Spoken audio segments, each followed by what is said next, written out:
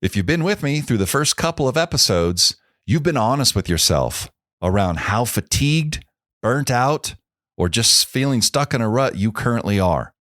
You've prioritized you by moving you to the top of your priority list. You've hopefully raised your level of personal clarity by examining, what do you value most? What do you value most in relationships? What do you intend in terms of your leadership legacy once you hang it up and retire? And what actions and commitments do you need to start making and taking right now to make that legacy true?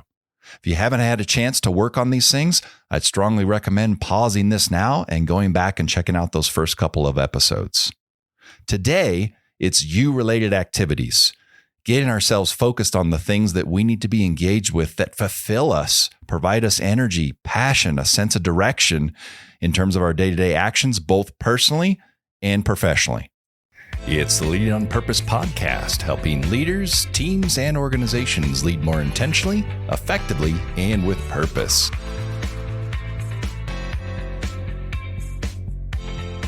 Well, thanks so much for tuning into the podcast. As I mentioned today, we're digging into you-related activities. There is a direct correlation between you-related activities and fatigue, burnout, stress, being stuck in a rut, all those symptoms I've mentioned a couple times now. The more alignment we can find between our day-to-day activities and behaviors and what we value most, what our why is, what's core to us, the more energy we're going to find, the more passion, the more positivity, the stronger sense of accomplishment we're going to feel. Now, I want you to think about it this way. I want you to imagine a time, maybe in the recent past, or even go further back if you need to, but just a time in your life, personally or professionally, doesn't matter, when you felt you were at a peak in terms of your level of engagement, your level of energy, again, your level of accomplishment. You really knocked something out of the park. It was a peak experience for you, either personally or professionally. Think of that moment right now. Now, I'll bet you that one, if not two things are absolutely true about this moment you just reflected on. One, it's very likely that you were engaged in something that is core to who you are, very connected to your why or your level of personal clarity. Number two, it's very likely that you made major progress and or achieved a very important goal for yourself, personally or professionally. So just think about the level of energy, passion, commitment, accomplishment that came from this single moment. Our goal is to really engage ourselves as much as possible day to day in activities just like that. And the more we can align those day-to-day activities and behaviors with what really fulfills us, the more we're going to experience those things that you're thinking about as you reflect back on this really important moment in your life. The place where we find alignment between our day-to-day activities and what truly fulfills us is also the place where we beat fatigue, we beat burnout, we get ourselves out of the rut. And so again, this direct correlation between engaging ourselves in fulfilling activities and not falling victim to some of those really derailing symptoms that we can experience, again, both personally and professionally. Now, you've heard me through these first few episodes mention the word fulfill quite a bit. I've said fulfillment, fulfilling, fulfill yourself.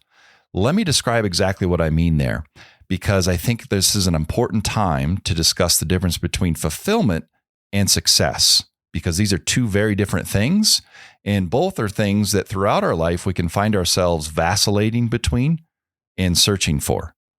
So success, let's think about success for a moment. Success, unfortunately, is typically defined externally. It's based on other people's opinions and judgments around societal measures of success, such as, what business title do I have? How big is my business card? How much money do I make? How big is my house? What kind of car do I drive? These are all the very common measures of success that can drive us to do certain things, set certain goals for ourselves, again, both personally and professionally.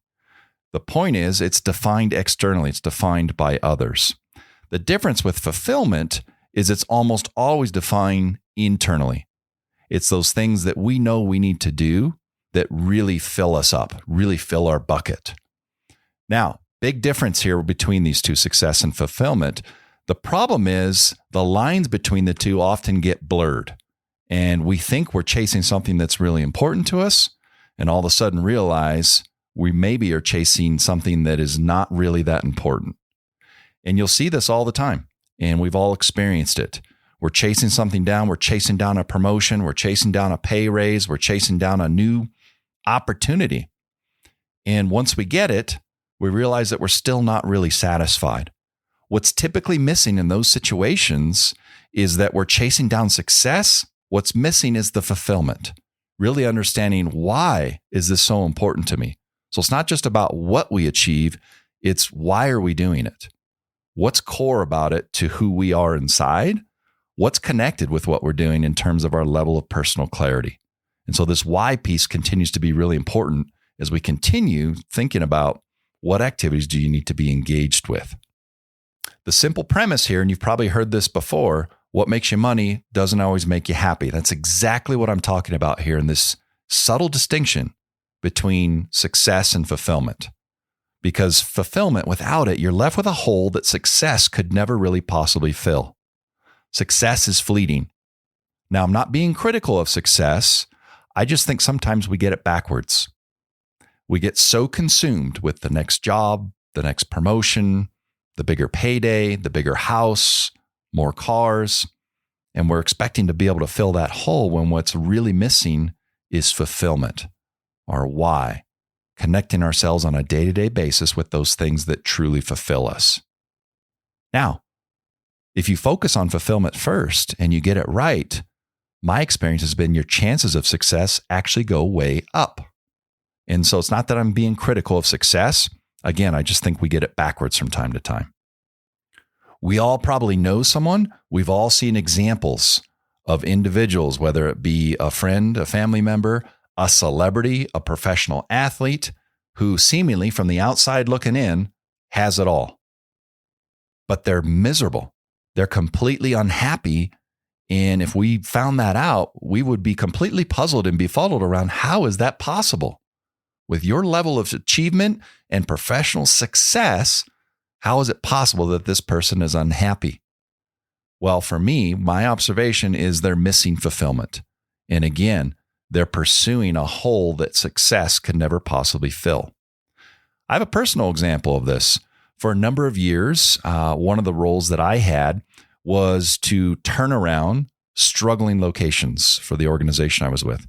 And so they would send me to the worst possible locations, not as punishment, but to ask me to get it turned around. And I had a lot of success stepping into several of those situations and getting things turned around. There was one situation after a run of great success that I stepped into where I was not able to be successful. I was not able to get the situation turned around. And I completely hit the wall in terms of my sense of energy, focus, just stepped right into that rut I've been talking about. Was fatigued, burnout, stressed almost instantaneously when I couldn't find success in this situation. What was missing for me was I had no sense of fulfillment.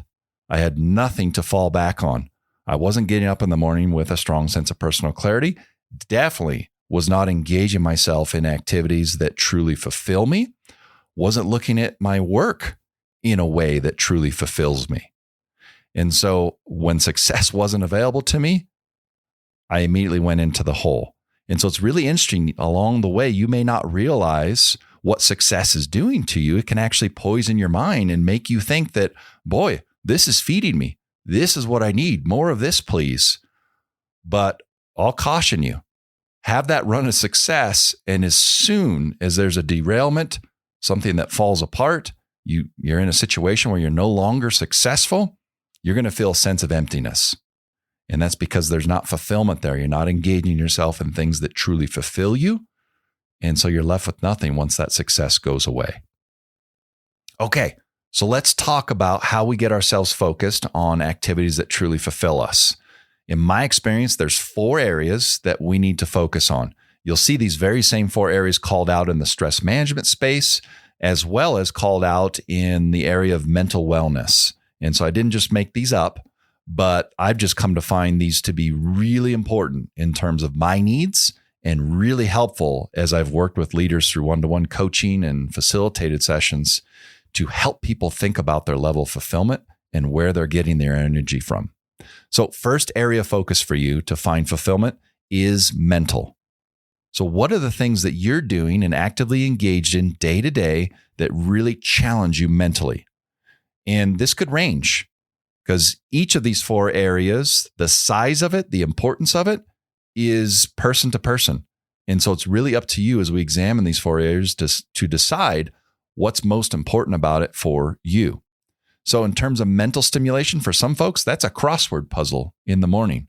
For other folks, it's really ensuring that the work that they're engaged with is mentally stimulating, that we're engaged with projects or responsibilities that really stretch us intellectually. And so we've got to find things that fulfill us mentally. Second area to focus on to find fulfilling activities for you, we need to be fulfilled socially. And socially is about being engaged, obviously, with relationships, personally and professionally, that stimulate us, that we draw energy from, that we're invested in. This is where our emotional needs are also met. And so things like empathy and sympathy and compassion that are so important to the human experience, both on the delivery end and the receiving end, we find those things socially. And it's one of the things that was really missing for people over the course of the pandemic is they weren't able to keep themselves connected as well socially, whether it be because they were working remote in their job or because they couldn't see family and friends because of the pandemic. And so it's something that was really underserved here the last couple of years. And as things have begun to open up, I think people have really realized how important this piece is, because the emotional aspects of it, those emotional connections, you talk to some scholars, they'll say emotional connection is why we're here. And so this social aspect for us, extremely important. And again, it's up to you to determine how much of that do you really need. All right, so third piece is physical. And definitely an area that looks different for each person, but it's doing things that fulfill us physically, things that allow us to expend energy, things that allow us maybe to turn off our minds and just focus on the physical tasks that we're engaged with. And it looks different for nearly every person. For some people, it's committing themselves to a workout routine and it's setting goals along those lines. For other people, it's simply going on a walk before they transition from home to work and work to home. But whatever those things are that you need to do to check the box physically have to be in play, hopefully on a day-to-day basis, so that we can feel fulfilled in that area. Fourth and final area, last, certainly not least, is spiritual. And this is another area that looks completely different for each person, but it's really doing things, again, that are potentially connected to the core of who we are, that are connected to our beliefs or our faith. And so for some folks, it is religion. It's engaging themselves in religious activities and religious practice. For other people, it could be as simple as how they engage themselves in a nonprofit, in after-hours work, those things that they need to do to fulfill themselves spiritually and feel connected to, again, their core. Sometimes for people, it's a connection to the great mystery of faith. For other people, it's their connection to humanity. And so whatever it is for you, you need to pay attention to this piece and not lose your connection with being fulfilled spiritually. Again, 4 areas of focus, 4 areas that look very different for each and every one of us, 4 areas that need your attention and focus. Now, it's very easy as you're examining what are my needs in each of these 4 areas to overly focus on one area and get completely out of focus in another. And so I've done this several times to myself on a week-to-week basis where I can get overcommitted and overcalibrated in terms of my physical routine and kind of have an all or nothing mindset and tell myself, I'm going to get up in the morning and it's going to be a 2-hour workout or nothing. Well, unfortunately, not only is that not sustainable for me physically, but that leaves little time in the morning for other things that I might need to do to challenge myself mentally, kick off my day with some spiritual connection, whatever it is. And so don't get over calibrated here. focus on your needs, and then figure out what your balance is across these 4 areas in terms of these you-related activities. Great. So we've tackled that second most common root cause for the fatigue, burnout, feeling stuck in a rut that we can often experience, which is getting ourselves focused on you-related activities. In our next episode, we're going to tackle the third and final root cause for the fatigue, burnout, and so on. And it's really owning the relationship with our boss and appreciating the significant degree of impact our boss has, not just on our work, but on our lives as a whole. So hopefully you get a chance to check that one out. Thanks so much for tuning in today, and take care of yourself.